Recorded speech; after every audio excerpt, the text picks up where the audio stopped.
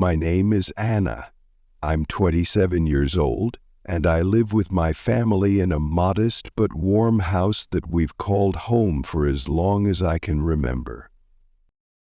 Our family is made up of 6 people: my parents, my 2 brothers, Lucas and Ethan, my younger sister, Mia, and me.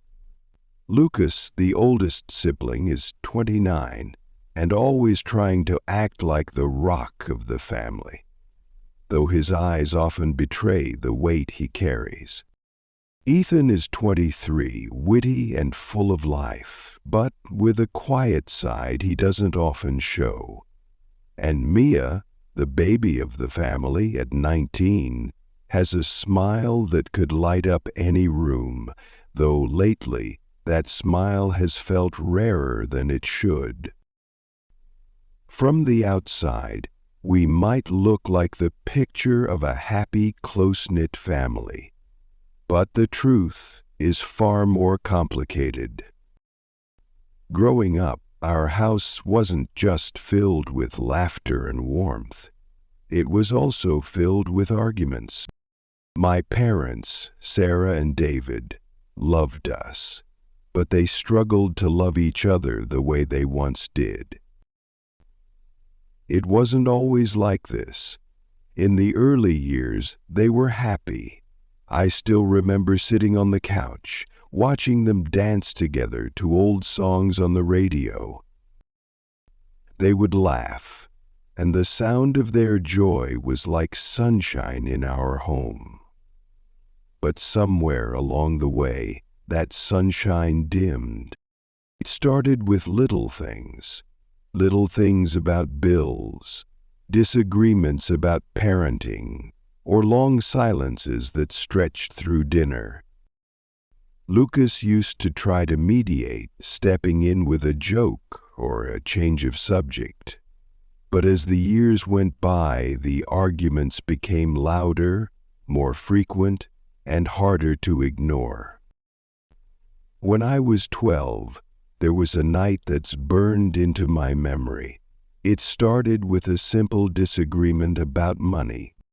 My mom wanted to spend a little extra on a family trip, something to bring us closer.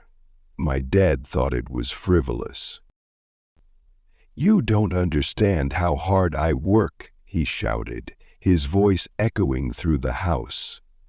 "And you don't understand how much this family needs more than just your paycheck," my mom fired back. "I work all day, Sarah. Do you think money grows on trees? I can't keep up with your endless spending." My dad was frustrated. Endless spending? Is buying groceries and paying for the kids' school fees a luxury now? "You're acting like I waste money," Mom replied angrily. "Maybe you don't waste money, but you sure don't know how to save any." "Why can't you manage with what we have?" Dad said. "Manage? I've been managing for years, David. Do you even realize how hard it is to stretch every penny while you lecture me from your high horse?" Mom was hurt. "Oh, so now it's my fault? I'm the one breaking my back for this family, and all I get is complaints?" Dad was raising his voice. "This isn't about complaints. It's about you not listening. You're so busy blaming me that you forget we're supposed to be a team," Mom said with teary-eyed but in firm voice. Mia, who was only 4 at the time, clung to me, her tiny hands trembling. Lucas and Ethan sat frozen, their faces pale. I remember trying to distract Mia by whispering stories about princesses and castles, but her wide eyes stayed fixed on the door where our parents were yelling. Mia whispered, "Why do Mom and Dad fight so much?" "It scares me," Lucas trying to comfort her. "They don't mean to. It's just grown-ups have problems sometimes." "But why do they have to yell? Can't they talk like normal people?" I hate it when they fight. Ethan was frustrated. Mia sniffling. Do you think it's our fault? Maybe if we were better kids, they wouldn't be so upset. Jack said, shaking his head. No, Mia, it's not our fault. They're just stressed, that's all. Stressed?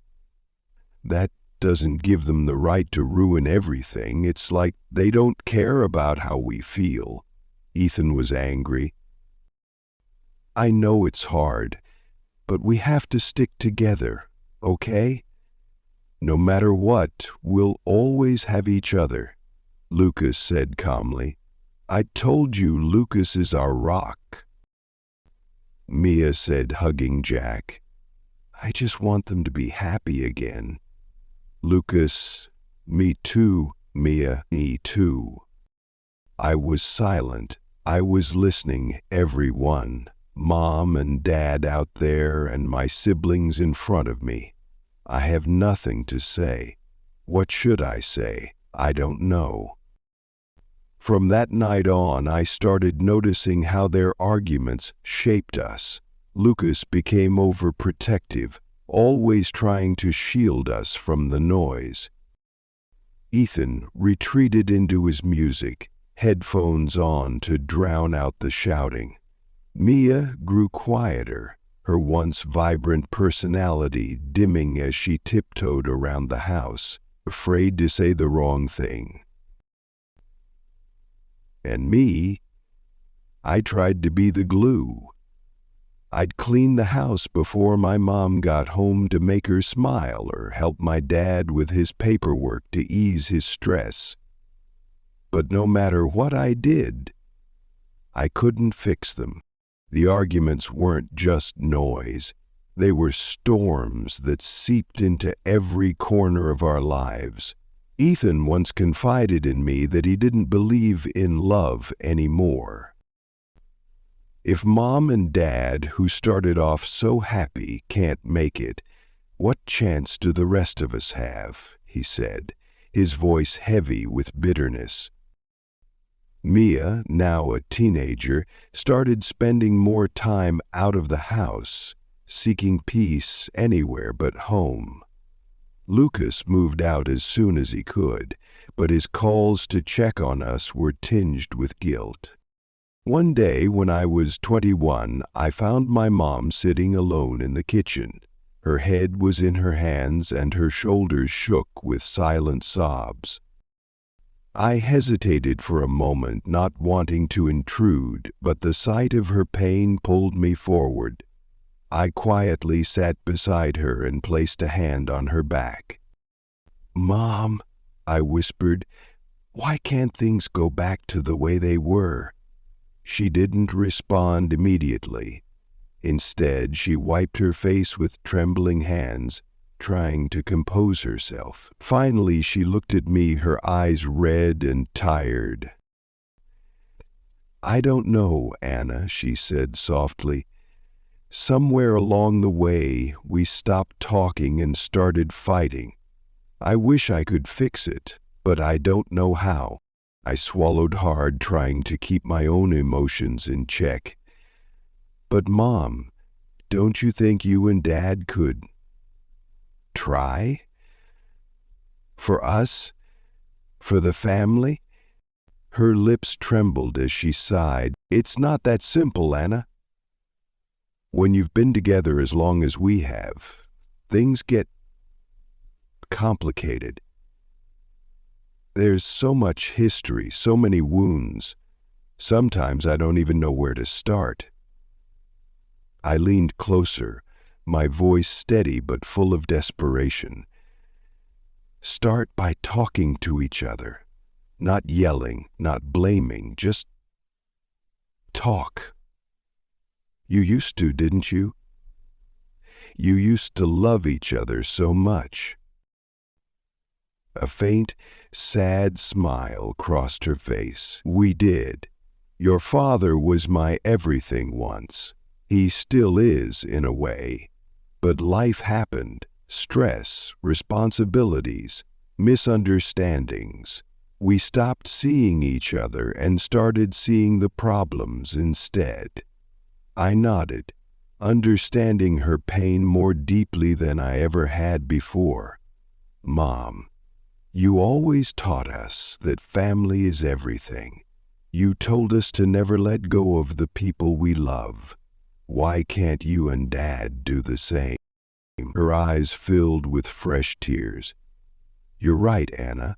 I've been so focused on the hurt that I forgot why we started this journey together in the first place.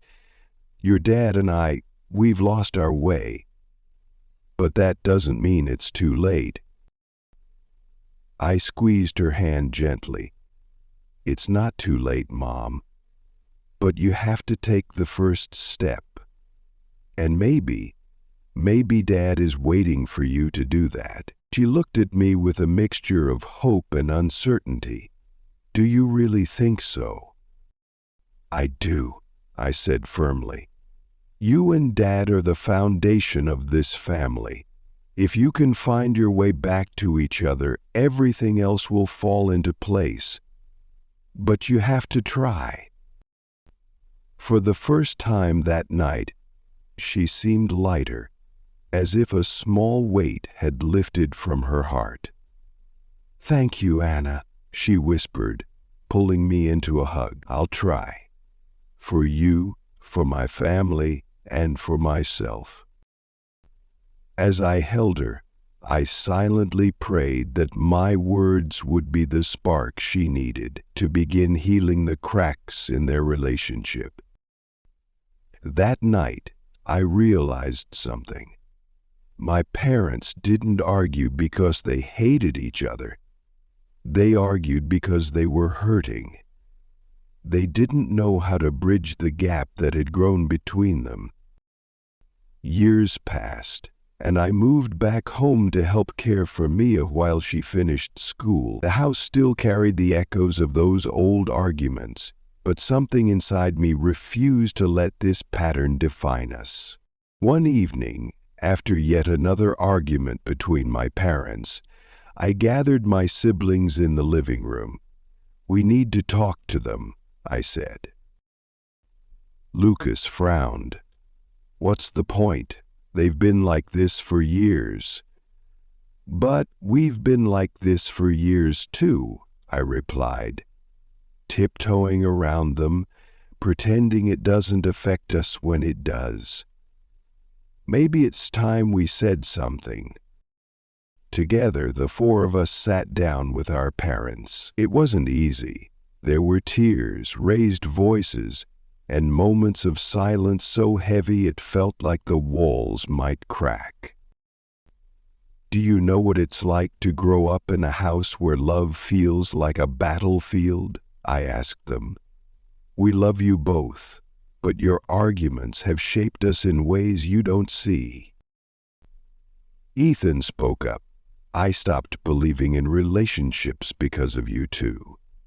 Mia added, I don't even want to come home most days because it feels so tense here.